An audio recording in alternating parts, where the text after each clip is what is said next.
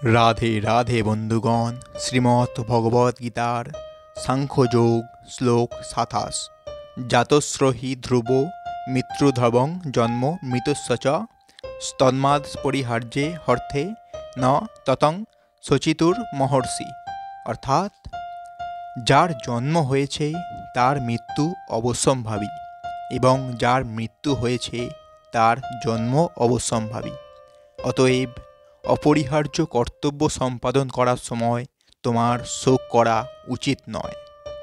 এর তাৎপর্য, পূর্বকৃত কর্ম অনুসারে কোনো বিশেষ দেহপ্রাপ্ত হয়ে আত্মা জন্মগ্রহণ করে, আর সেই দেহের মাধ্যমে কিছুকাল জড় জগতে অবস্থান করার পর সেই দেহের বিনাশ হয় এবং তার কর্মের ফল অনুযায়ী সে আবার আর একটি নতুন দেহ ধারণ করে জন্মগ্রহণ করে।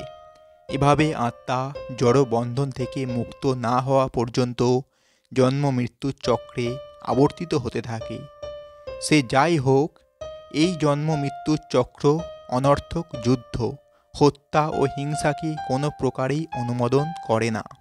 কিন্তু তবুও মানব সমাজে নিয়ম শৃঙ্খলা বজায় রাখার জন্য হিংসা, হত্যা ও যুদ্ধ অপরিহার্য হয়ে পড়ে এবং তা যখন সমাজের মঙ্গলের জন্য সাধিত হয় তখন তা সম্পূর্ণ ন্যায়সঙ্গত। ভগবানের ইচ্ছার ফলে কুরুক্ষেত্রের যুদ্ধ আয়োজিত হয়েছিল বলে তা সম্পূর্ণ অবশ্যম্ভাবী ছিল এবং ন্যায়সঙ্গত কারণে যুদ্ধ করাটা ক্ষত্রিয়ের ধর্ম।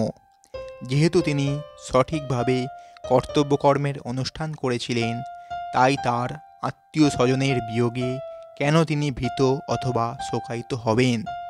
কর্তব্যকর্ম থেকে ভ্রষ্ট হলে পাপ হয় এবং অর্জুন যে স্বজন হত্যার পাপে ভয়ে ভীত হচ্ছিলেন, প্রকৃতপক্ষে সেই পাপ তার হতো যদি তিনি যুদ্ধে বিমুখ হয়ে রণাঙ্গন পরিত্যাগ করতেন।